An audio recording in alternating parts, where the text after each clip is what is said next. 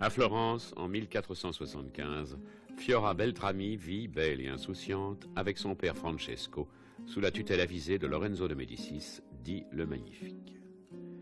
Elle tombe amoureuse de Philippe de Selongey, qui est venu chercher de l'argent pour son maître Charles le Téméraire. Il reconnaît en Fiora la fille de Jean et Marie de Brévailles, qui étaient frères et sœurs, et qui furent exécutés pour ce crime d'inceste. Pour obtenir l'argent, il fait chanter Francesco Beltrami, et après avoir obtenu et la fille et la dot, court en Bourgogne rejoindre son maître. Hieronima Pazzi, qui convoite la fortune de Beltrami, fait assassiner Francesco. Fiora, afin d'échapper à cette ville qu'il abandonne, fuit vers la Bourgogne. Elle se rend auprès de Louis XI en compagnie de Léonarde, sa gouvernante, d'Esteban et de Démétrios, médecin byzantin. Elle a scellé avec lui un pacte de sang, car ils ont tous deux à se venger du Téméraire. Avant d'accomplir sa vengeance, elle va au château de Selongey et tente de retrouver Philippe. Elle y découvre une Béatrice de Selongey. Désespérée, elle accepte alors du roi de France de devenir la maîtresse de Campo Basso, dangereux capitaine félon. Il doit trahir son maître, Charles le Téméraire. L'Italien tombe éperdument amoureux de la Florentine et la séquestre dans son château de Thionville. Délivrée par Olivier de la Marche et conduite auprès du Téméraire, elle retrouve Philippe, qui, apprenant qu'elle a été la maîtresse de Campo Basso, part furieux, laissant Fiora seule aux mains du Téméraire, qui n'a pour elle que mépris.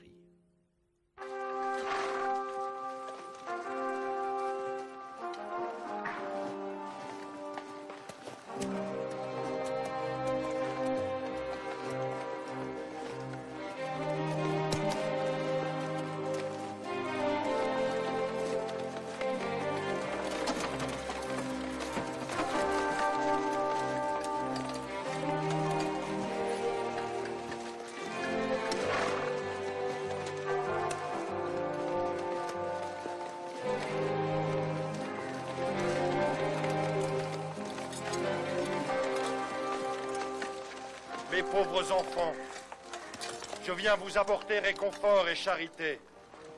Vous vous êtes bien battus. Et si la victoire ne vous a pas récompensé, ce n'est pas par manque de courage. Mais je viens aussi vous dire, reprenez espoir. Le duc Charles ne vous veut pas de mal et vous n'aurez pas à souffrir. Croyez-en ma parole. Et laissez-moi vous bénir du fond du cœur.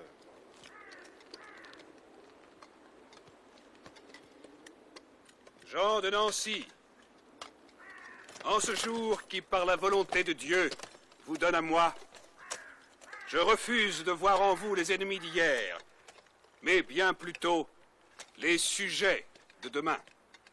À présent, suivez-moi à la collégiale Saint-Georges. Je vais remercier Dieu et prêter serment comme nouveau duc de Lorraine.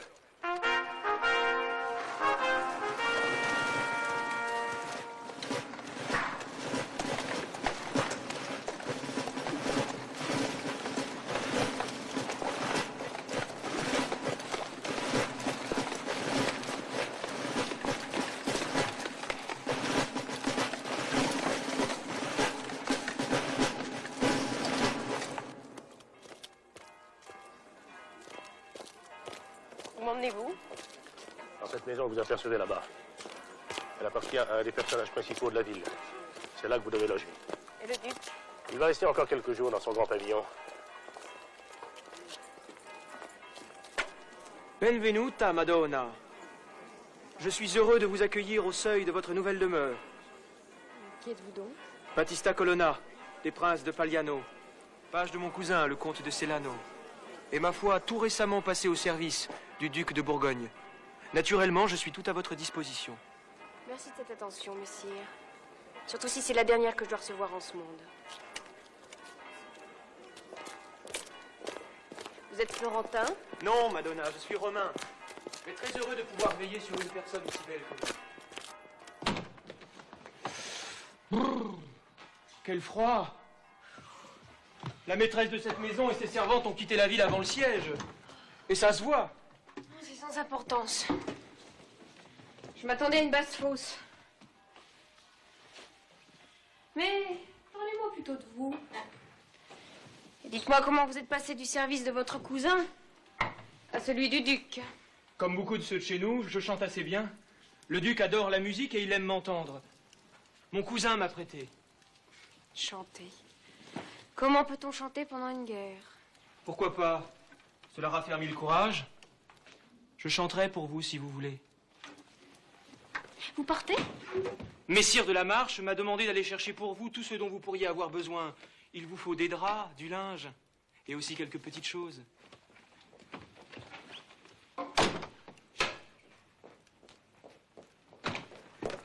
Déjà? Monseigneur Nani, le légat du pape, il vient ici. Vous êtes sûr? Aucun doute là-dessus. Sa grandeur, Monseigneur, le légat du pape. Doña Flora Beltrami, Oui, monseigneur. voulez-vous que nous allions nous asseoir auprès de ce feu? Ce froid ne vaut rien à mes rhumatismes et je suis transi. Puis-je savoir à quoi je dois un tel honneur? Le duc m'a dit... Je sais ce que le duc vous a dit. Il est venu chez moi me demander que j'annule votre mariage. Et quand je dis demander, je suis assez loin de la vérité. C'était plutôt une mise en demeure et je n'ai pas aimé cela. Je connais peu le duc. Je ne crois pas que la diplomatie soit son fort. Cela crèverait les yeux d'un aveugle. Je lui ai donc répondu que le mariage est une chose si sérieuse qu'elle ne peut dépendre de la volonté d'un prince. Pour oser défaire l'ouvrage de Dieu, il faut des raisons graves. Et celles du duc m'ont paru misérables. Une mésalliance, le défaut d'autorisation du suzerain.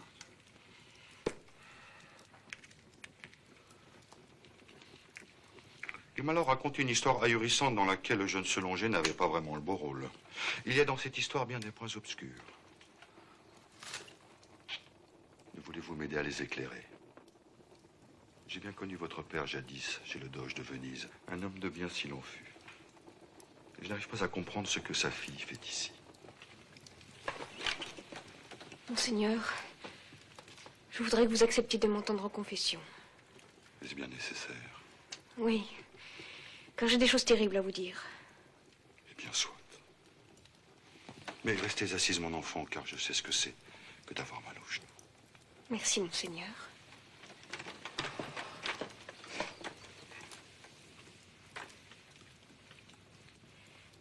Je commencerai par ma naissance. J'ai vu le jour il y a 18 ans, dans la prison de Dijon. Pour le double crime d'adultère et d'inceste. Justice, Seigneur Lorenzo. Justice pour mon père assassiné au milieu de ta vie. J'accepte la dot. Je veux les 100 000 florins pour les armes de Monseigneur Charles. Voilà. À présent, vous savez tout de moi. J'absous volontiers vos péchés. Ne menez pas très loin.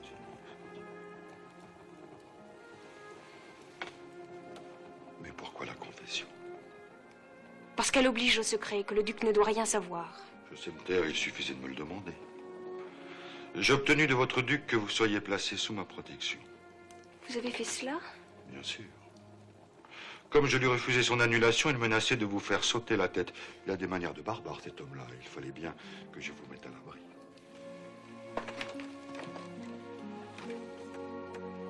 Je crois qu'il va me falloir une seconde absolution, monseigneur. Vous êtes bon pour moi. Je vous remercie du fond du cœur. Il est doux de se sentir protégé, vous savez. Et vous me rendez la paix. Doña Flora, je vais à nouveau troubler cette douce paix, car j'ai, hélas, une nouvelle qui ne vous plaira pas. Encore une décision du duc. Non, il en est même extrêmement contrarié. Montpaubassat a provoqué Messire de Selongé en duel, et le combat sera à outrance. À outrance? Mais qu'est-ce que cela veut dire, à outrance? Cela veut dire que le combat doit durer jusqu'à la mort d'un des adversaires. Mais c'est épouvantable. Le duc ne peut pas permettre une chose pareille. Il le faut bien pourtant, les lois chevaleresques l'exigent. Je ne veux pas les entendre. Pardonnez-moi. Où allez-vous? Attendez-moi! Vous forcez ma porte à présent?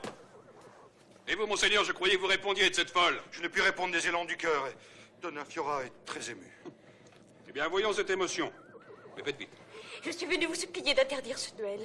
Faites de moi ce que vous voudrez, mais je vous en conjure, empêchez ça, je ne veux pas qu'il meure. Il? Pour lequel des deux priez-vous? Mais pour Philippe de Solonger. Les femmes sont illogiques et imprévisibles, mais vous êtes plus que toutes les autres. Vous vous croyez abandonné, bafoué, vous vous jetez dans les bras de cet imbécile de Campobasso. Et c'est néanmoins pour Solonger que vous vous inquiétez. Quoi qu'il ait pu faire, je l'aime. Alors pourquoi Campobasso? Pour me venger de Philippe. Et de vous. De vous pour qui j'ai été sacrifiée. J'ai épousé un homme sans savoir qu'il ne voulait de moi qu'une seule nuit. Et qu'une fortune, il avait honte de moi. Honte.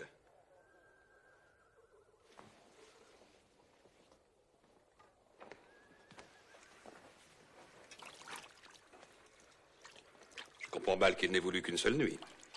Cela est pourtant, monseigneur. Par pitié, ne posez pas trop de questions. Vous avez devant vous une femme éperdue de douleur.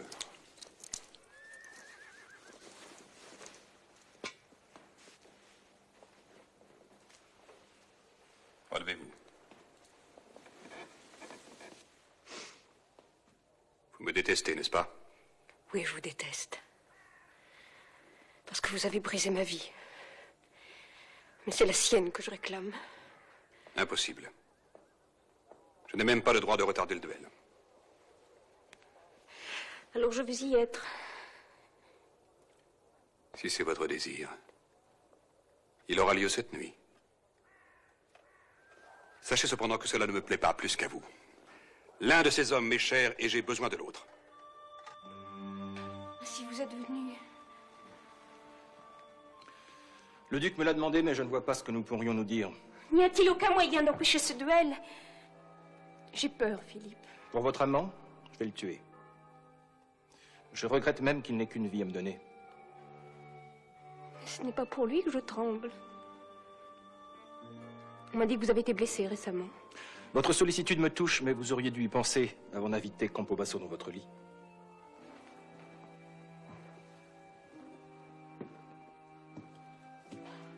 Vous n'imaginez tout de même pas que j'allais supporter d'entendre ce soudard oser réclamer ma femme comme son bien propre. Votre femme? Mais je ne l'ai pas été bien longtemps, n'admettant que je l'ai jamais été. Dites-moi, vous qui réclamez si fort vos droits, qui est cette Béatrice que j'ai vue à Solonger? Vous êtes allé là-bas. Oui, mais rassurez-vous, je ne suis pas entrée, je n'avais aucun droit d'importuner votre épouse. Béatrice, mon épouse, c'est la femme de mon frère. Allons donc, votre frère. Vous m'aviez dit n'avoir aucune famille. Mais c'est vrai, Fiora. Mon frère est mort il y a 10 ans. Béatrice est restée au château espérant que je l'épouserais. Mais je ne l'aimais pas, vous, je vous aimais. Et vous l'avez bien prouvé. Une nuit d'amour et adieu pour toujours. Je suis revenu, mais on vous disait morte. Si vous m'aviez aimé comme je vous aimais, vous auriez creusé la terre avec vos ongles, démoli la ville pour essayer de retrouver au moins mon cadavre. Mais pour vous, l'histoire était terminée. Il n'y avait plus personne pour vous rappeler qu'afin d'apporter une fortune à votre maître, vous aviez poussé le dévouement jusqu'à épouser la fille de Jean et de Marie, ramassée dans le sang d'un échafaud. C'est pas vrai, Fiora. Je vous aimais. Je t'aime encore. Sors, Philippe. Et songe à te confesser, je te verrai plus tard. Monseigneur, laissez-moi vous expliquer. Inutile, j'ai tout compris. Va.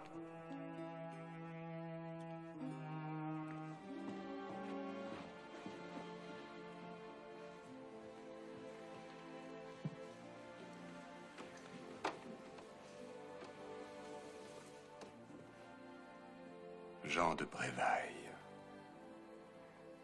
Je savais bien que ce visage appartenait à mon passé. Il y a combien de temps? Que vous avez refusé leur vie à une mère désespérée. 18 ans. Ainsi, vous n'avez pas tout à fait oublié. Oubliez Jean. Il était mon ami. Il a payé de son sang sa honte et son déshonneur. Ce sang était aussi le mien. Comment s'est fait votre mariage avec ce Longer? Simplement. Il savait l'histoire de mon adoption. Et il m'a reconnu lui aussi. Les Médicis lui avaient refusé le prêt que vous demandiez. Mon père était très riche. Alors il l'a obligé à lui donner et ma main et ma dot. Il a fait cela. Il ferait pire encore pour vous. Vous êtes son Dieu. Moi, je devais rester toute ma vie à Florence, afin que vous ignoriez toujours ce qui s'était passé. Vous avez dit tout à l'heure que vous me détestiez. Mais en fait, c'est de la haine que vous éprouvez. Au point où nous en sommes, il serait absurde de vous mentir. Je n'ai qu'une tête à vous offrir. Que voulez-vous que j'en fasse? Ce soir, à cause de vous, je vais peut-être perdre mon plus fidèle ami. Alors, allez-vous-en. Laissez-moi prier.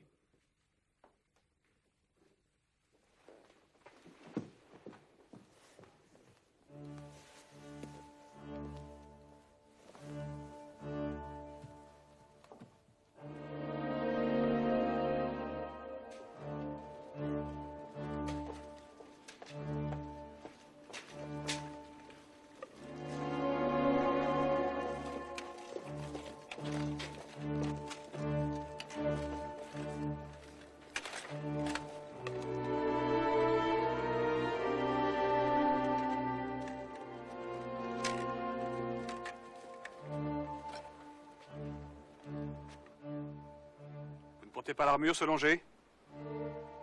Souhaitez-vous tellement vous faire tuer? Non, mais nous ne sommes pas ici pour bosseler de l'acier. L'un de nous doit mourir, ce sera plus facile ainsi.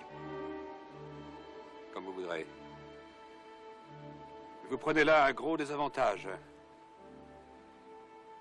À moins que votre adversaire ne montre le même dédain de la vie. Après tout. Pourquoi pas?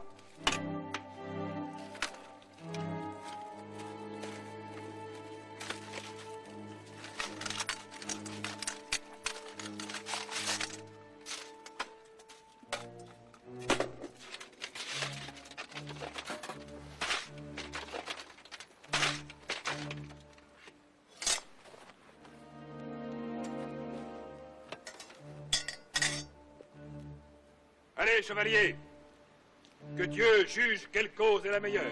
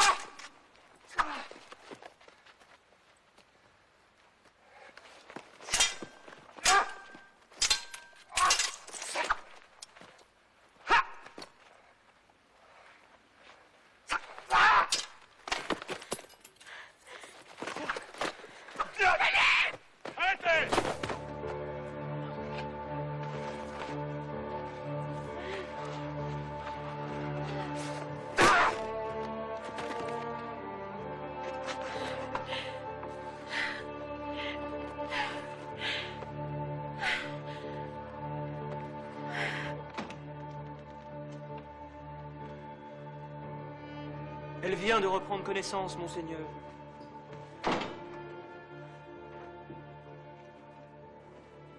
Donna Fiora a eu beaucoup de chance. Philippe est vivant. Sain et sauf. Son adversaire aussi, d'ailleurs. Quelle folie que ce geste. Croyez-vous que j'aurais laissé Campobasso égorger mon plus fidèle chevalier? Vous avez permis le combat à outrance. J'ai toujours le droit d'arrêter un duel. Les deux hommes étant de force égale, j'espérais que la fatigue s'en chargerait. Mais tout est bien ainsi. Votre blessure n'est pas aussi grave que nous l'avons craint. Reposez-vous. Monseigneur. Monseigneur, je voudrais vous demander Quoi donc? de parler pour moi.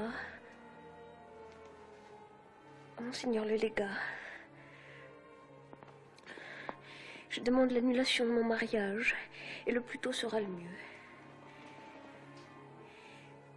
Dites à Messire de Selonger qu'il est délié de tout engagement envers moi. Ainsi que vous-même, monseigneur. Mon père savait que l'ordre de ma dot était pour vous. Selonger est là, dehors. Voulez-vous le voir? Non. Ni lui, ni l'autre.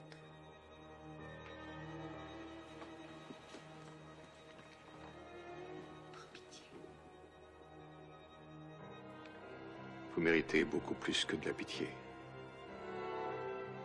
Reposez-vous.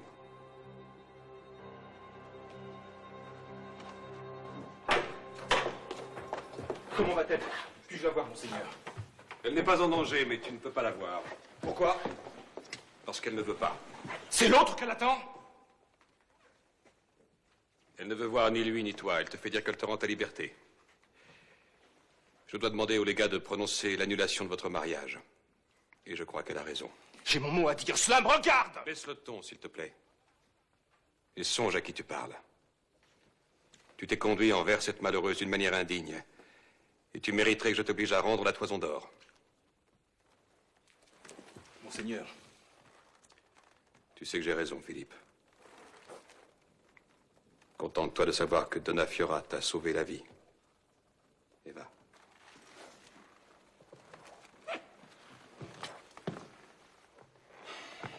Si vous croyez que c'est facile! Voilà des mois que j'essaie de l'oublier, puis je l'ai revu! Ne me demandez pas l'impossible. Vous oubliez, comte de Selonger! Moi, votre prince, je vous ordonne, sous peine de déshonneur public, de renoncer à une femme née de l'inceste, coupable d'adultère, et de surcroît espionne de notre beau cousin, le roi Louis. Monseigneur, vous n'allez pas la condamner. Cela dépendra de votre obéissance. Préparez-vous à partir pour la Savoie. La duchesse Yolande, envahie par les Suisses, appelle au secours. Vous lui annoncerez notre arrivée et vous resterez auprès d'elle. Il faut qu'avant midi, vous ayez quitté Nancy avec 50 lances. Par grâce, monseigneur, laissez-moi au moins lui dire adieu. Non. Vous ne partiriez pas. Et je devrais vous châtier.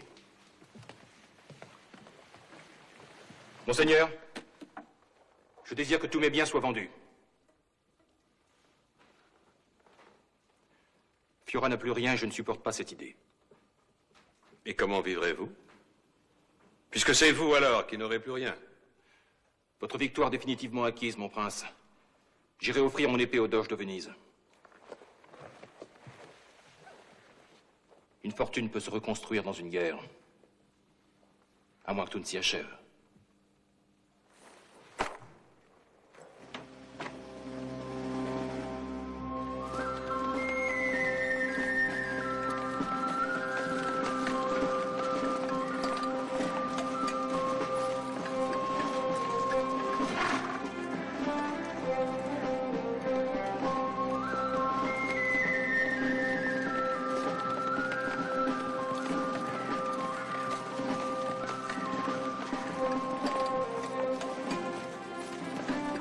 C'est avec un vif plaisir que nous recevons les félicitations du roi de France pour notre victoire de Nancy.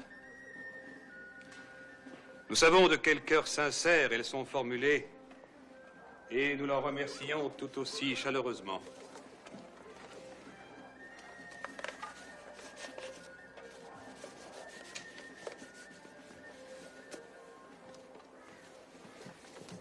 Par contre, il nous est impossible d'accéder à la demande de notre royal cousin. Il nous réclame Donna Fiora Beltrami, dont il nous dit qu'elle est chère à son cœur paternel, mais nous n'avons pas ici de Donna Fiora Beltrami. Mais qu'est-elle devenue? Nous ne connaissons ici que la comtesse de Selongé, épouse d'un de nos meilleurs capitaines. Et nous sommes surpris que le roi Louis ignore ce détail. Il est bien évident que nous ne saurions remettre à la France une grande dame de Bourgogne. Avec la permission de votre seigneurie, que dois-je répondre au roi? Vous lui remettrez une lettre qui l'éclairera. En attendant, Sir Mortimer, vous êtes notre hôte. Jusqu'après les fêtes de Noël. Vous serez mieux ici que dans la froidure des grands chemins. Quant à vous, madame, vous allez être conduite auprès de votre élève qui garde la chambre à la suite d'un léger accident. Léger? Léger. Mon agneau! Léonard! Enfin, je te retrouve! Léonard! Qu'est-ce que tu as? Non, c'est rien, je t'expliquerai plus tard. Comment es-tu arrivé ici? Grâce à un charmant garçon qui ne me disait pas 3 paroles de la journée et pour qui j'étais visiblement le plus encombrant des bagages. Une espèce de grand diable d'écossais lunatique. C'est Mortimer qui t'a escorté. Il escortait surtout une lettre du roi Louis au duc de Bourgogne. Moi, je n'étais qu'un accessoire dont il se serait volontiers passé. Dis-moi, comment tu as su où j'étais? Par Esteban. Quand ce campo basso de malheur les a renvoyés, lui et Mortimer, l'Écossais est allé tout droit rejoindre le roi Louis. Mais Esteban, quand il a vu qu'on vous emmenait, il vous a suivi. Notre sire avait décidé de vous réclamer. J'ai accompagné la lettre et son porteur. Et qu'a dit le duc en recevant cette lettre? Qu'il n'avait aucune raison de renvoyer au roi la comtesse de Selongé, l'épouse d'un de ses meilleurs capitaines. Ah, c'est étrange, n'est-ce pas? Mais ce soir, c'est Noël. Et nous pouvons seulement remercier le Seigneur Dieu de nous avoir réunis comme autrefois. Autrefois, il y avait mon père. Je suis sûre qu'il est près de vous. Quand les enfants d'une ville ravagée trouvent le courage de chanter Noël, vous ne pouvez pas être moins vaillante qu'eux. Et puis, je suis là! Alors maintenant, raconte. Bonjour, Donna Fiora. Je quitte Nancy demain pour châtier les Suisses et je vous emmène. Je vous ai fait venir pour vous présenter votre compagnon de voyage. Voici Messire Jean-Pierre Panigarola, ambassadeur de sa seigneurie, le duc de Milan. J'ajoute qu'il est de mes familiers, donc vous ne serez jamais très loin de moi.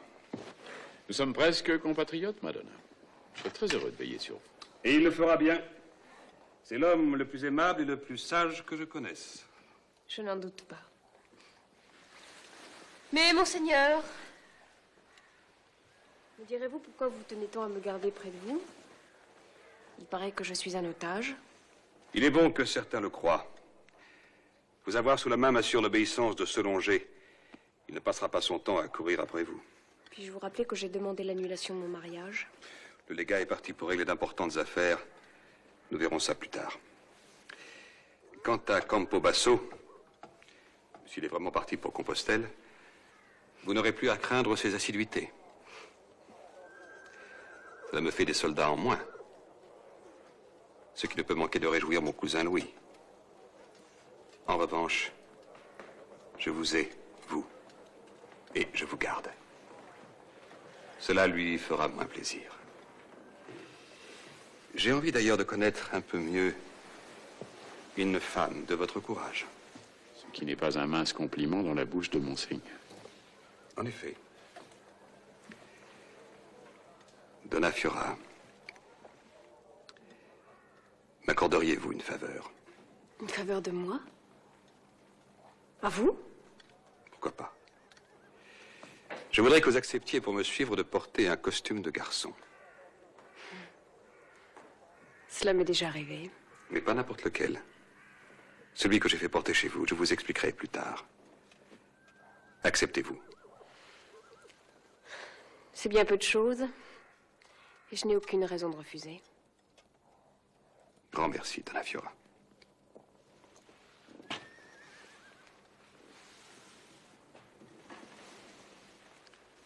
Je vous devrai une grande joie.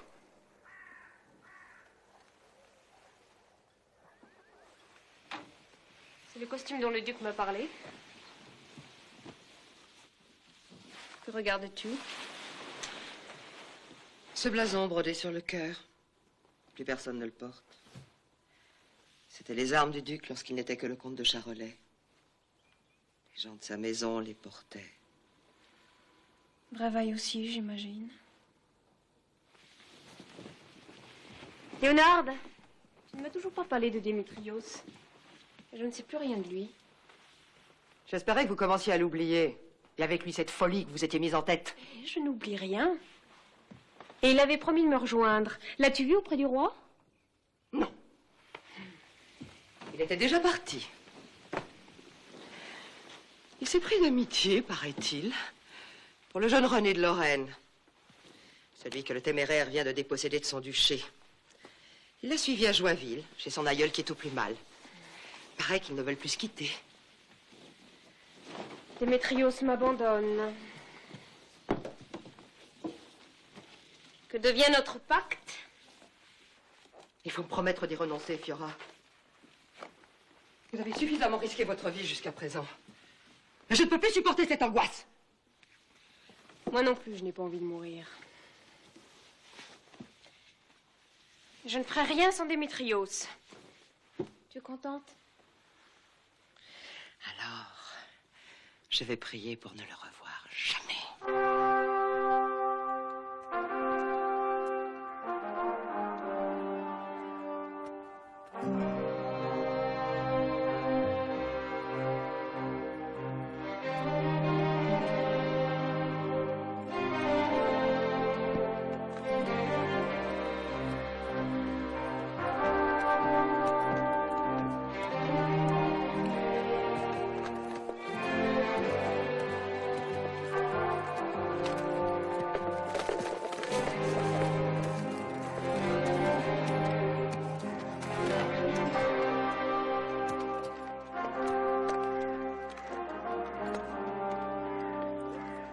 Accentuer une ressemblance que vous avez voulu me voir dans ce costume.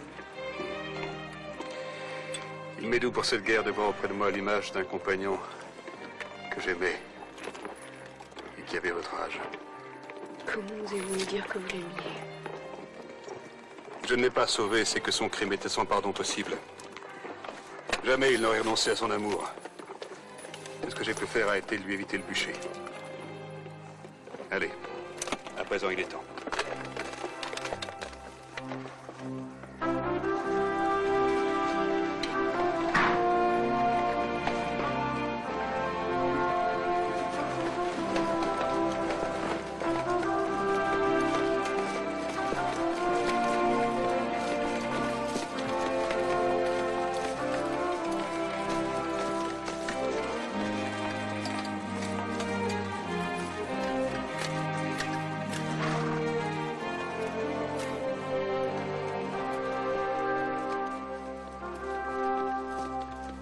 Charles a décidé d'aller attaquer les Suisses? Oui, sire.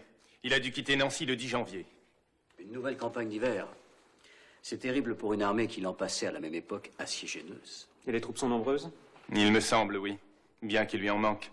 Campobasso est parti avec ses lanciers en claquant la porte. La petite Florentine a réussi à ce qu'on dirait. Donna Fiora, vous nous l'avez ramené. Le duc vous dit là-dessus tout ce qu'il pense de la chose. En bref, il la garde en otage. Il ne saurait me remettre une grande dame bourguignonne. S'il la reconnaît comtesse de Selonget, pourquoi la garde-t-il en otage? À la suite du duel, je suppose. Campobasso et Selonget se sont battus et elle a été blessée en se jetant entre eux. Quelle femme.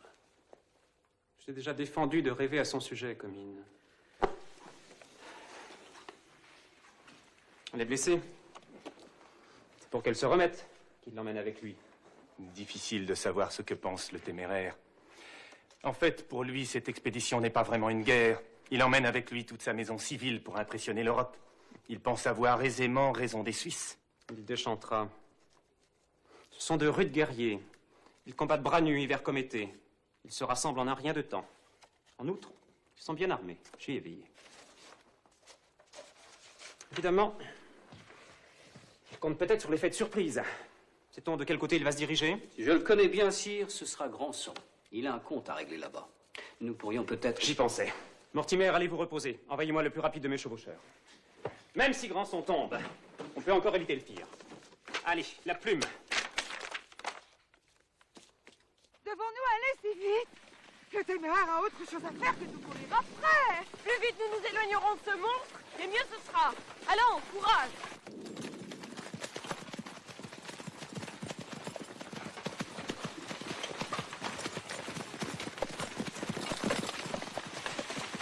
Tous les diables, c'est vous. Et où allez-vous dans cet équipage? J'en sais rien. Je m'enfuis. Je me sauve, si vous préférez. Laissez-moi passer. Êtes-vous si pressé? J'étais heureux de revenir parce que j'espérais vous revoir. À quoi bon? J'ai demandé l'annulation de notre mariage pour vous rendre votre liberté. Allez au diable avec votre annulation et ma liberté. Je ne veux ni l'une ni l'autre. Quoi que vous ayez pu faire, je vous aime. Vous devriez crier encore plus fort. Joli spectacle que nous donnons là à vos cavaliers. Je ne te laisserai pas partir. Je t'aime, Fiora.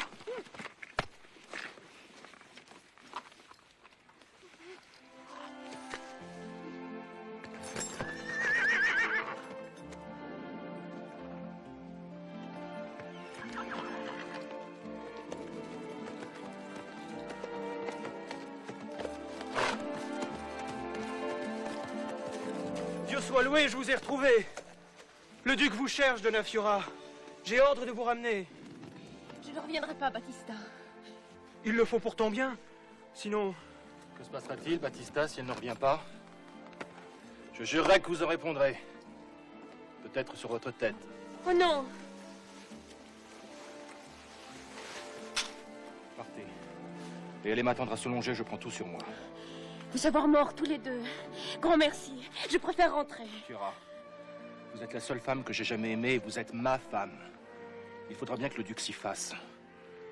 Sinon, je vous le jure, nous partirons ensemble.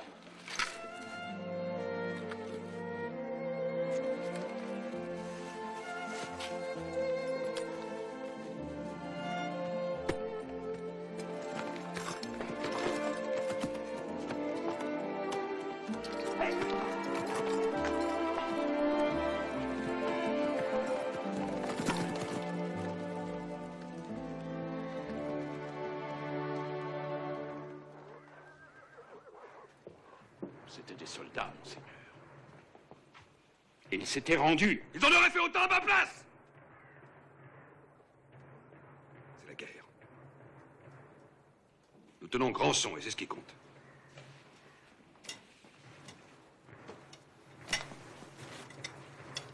Je vois, Donna Fiora, que vous avez écouté la voix de la sagesse. Celle de l'indignation et de la pitié. Un mot que vous ne connaissez pas. La compagnie où je vous vois ne m'inspire guère de la pitié. Qui vous a autorisé à revenir se longer? Je vous l'avais interdit. L'urgence, monseigneur. Madame la duchesse de Savoie m'envoie vous avertir que les gens des cantons se rassemblent à Neuchâtel.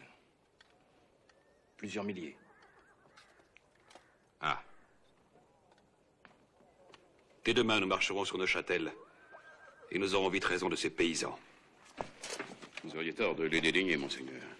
Ce sont des montagnards. Et chez eux, la dureté du pays double la valeur des hommes. Ils n'auront même pas le temps de comprendre ce qui leur arrive. Nous les prendrons au nid. Retirez-vous, Donna Fiora. Nous avons à tenir conseil.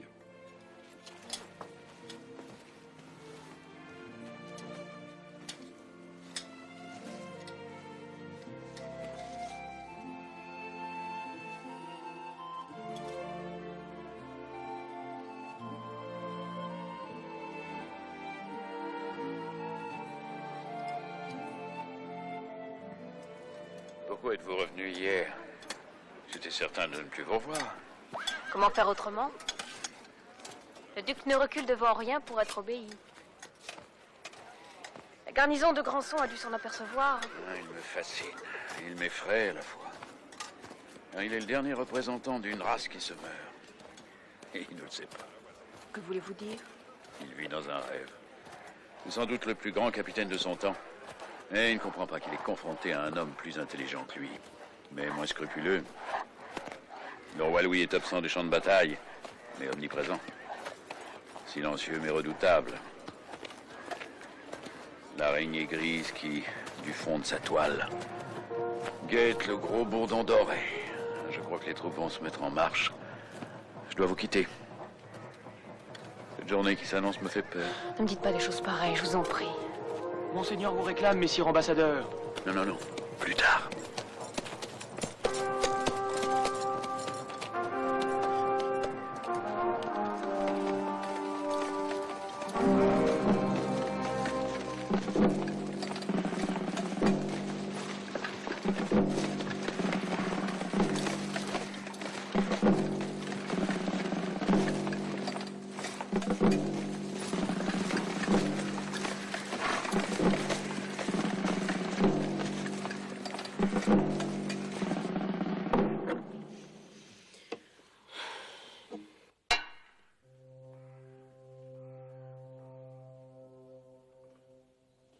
Qu'est-ce que c'est? Les Suisses, au moment du combat, sonnent de grandes trompes que l'on entend de très loin. Est-ce que cela signifie que le combat s'engage? Ne craignez rien, Monseigneur n'aura aucun mal à faire taire ces rustres. Le duc est trop sûr de sa victoire. Je n'aime pas ça.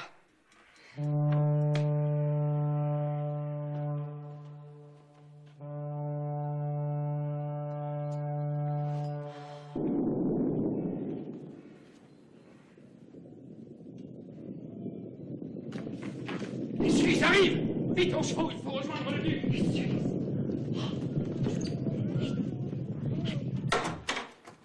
Le plus fabuleux butin de l'histoire depuis le sac de Rome. Tous les trésors amassés par le défunt duc Philippe. Voilà les Suisses riches pour des siècles. Et que va faire le duc à présent? Comment pouvez-vous poser la question? Il va chercher à se venger, bien sûr. Il ne peut pas digérer pareille défaite. Mais il n'a plus d'armée. Mais si! L'armée n'a pas été écrasée, elle a pris la fuite. Il va chercher à rassembler les morceaux et il retournera aux Suisses. Ce qui sera d'ailleurs une lourde erreur. Mais pourquoi? La surprise a joué, c'est certain, mais l'armée était excellente. Et qu'est-ce que cela change? Je sais bien que les Bourguignons sont de braves guerriers. Mais si le téméraire est toujours le téméraire, s'il n'a rien compris de sa dernière défaite, le prochain combat pourra bien lui être fatal. Et qu'allons-nous faire à présent? Attendre.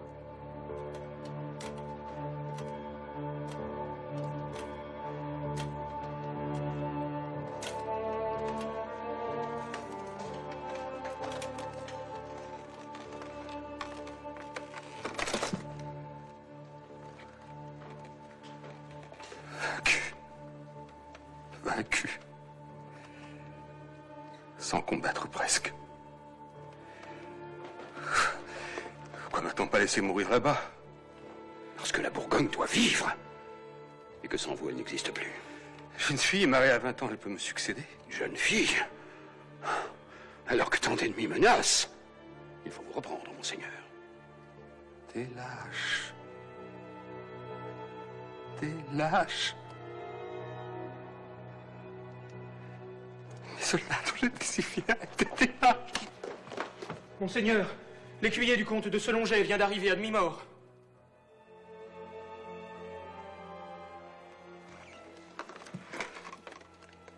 Bien. Il apporte une terrible nouvelle. Il a vu messire Philippe tomber sous les coups de l'ennemi, et il n'a pas pu lui porter secours.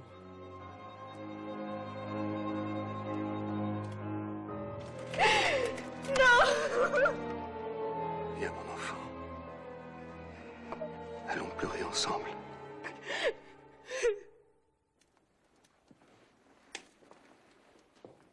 Vous avez l'air bien soucieux, Excellence. Pourquoi? Le duc, bien sûr. Je ne l'ai jamais vu dans un tel état. depuis son arrivée à Nosoroa et le malheur qui a suivi. Il ne sort plus de sa chambre. Il ne se rase plus. Et lui qui ne buvait jamais, voilà qu'il réclame sans cesse du vin. Il paraît que depuis sa jeunesse, il est sujet à ces crises noires de mélancolie. Les Portugais, dont il tient par sa mère, appellent cela la saudade. Et celle-ci me paraît bien grave. Si seulement il voulait entendre raison. Accepter de battre en retraite et nous laisser rentrer chacun chez soi. Mais il s'obstine à rester dans ces montagnes glacées. Il attend. Quoi? Un miracle? Peut-être. Mais je suis certain que rien ne le fera s'éloigner. Il faut qu'il reste ici. Dans ce pays, si proche du lieu de sa pire humiliation. Et de l'ennemi. Si seulement il me permettait de chanter pour lui. Je suis certain que la musique lui ferait le plus grand bien. Vous ne voulez pas le lui demander, Donna Fiora? Vous êtes la seule à qui il ait porté de l'intérêt ces derniers temps.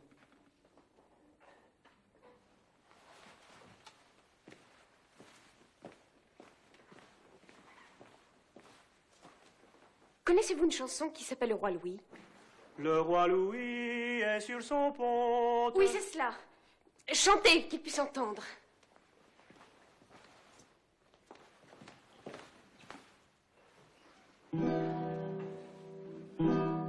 Le roi Louis est sur son pont, tenant sa fille en son giron. Elle voudrait bien se marier au beau Déon, franc chevalier. Ma fille n'aimait jamais Déon, car c'est un chevalier. Qui ose chanter un roi Louis ici? Quel qu'il soit.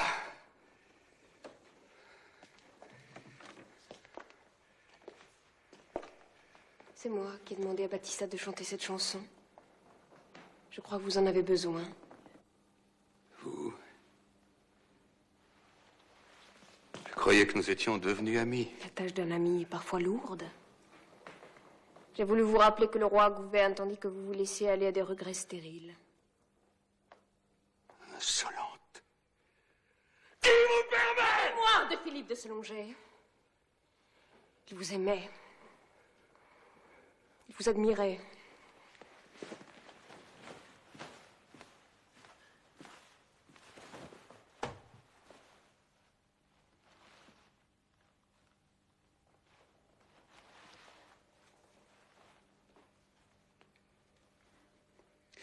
Qu'on m'envoie mes valets avec un bain et des rasoirs.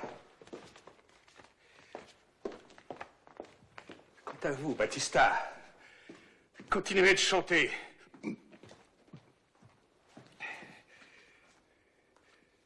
Mais chantez autre chose. Un instant, monseigneur. Le grand bâtard Antoine, votre frère, vous écrit de ça là.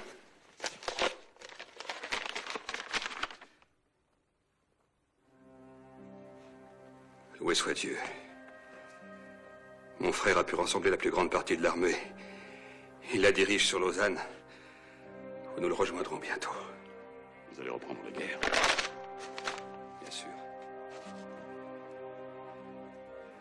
Je vais écrire dans mes états que l'on m'envoie de l'or et des hommes pour ordonner qu'en Bourgogne, on porte les cloches des églises aux fondeurs de canons. J'aurai la meilleure armée de tout mon règne. Et j'écraserai les Suisses jusqu'au dernier.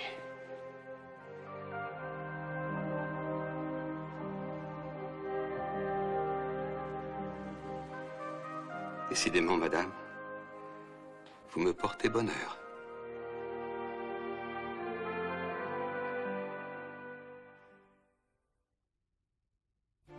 Louis XI peut-il encore compter sur Fiora? Ira-t-elle jusqu'au bout de la mission que le roi lui a confiée? Silencieux et ambitieux, Charles le Téméraire n'est-il pas finalement le plus aimé par Fiora?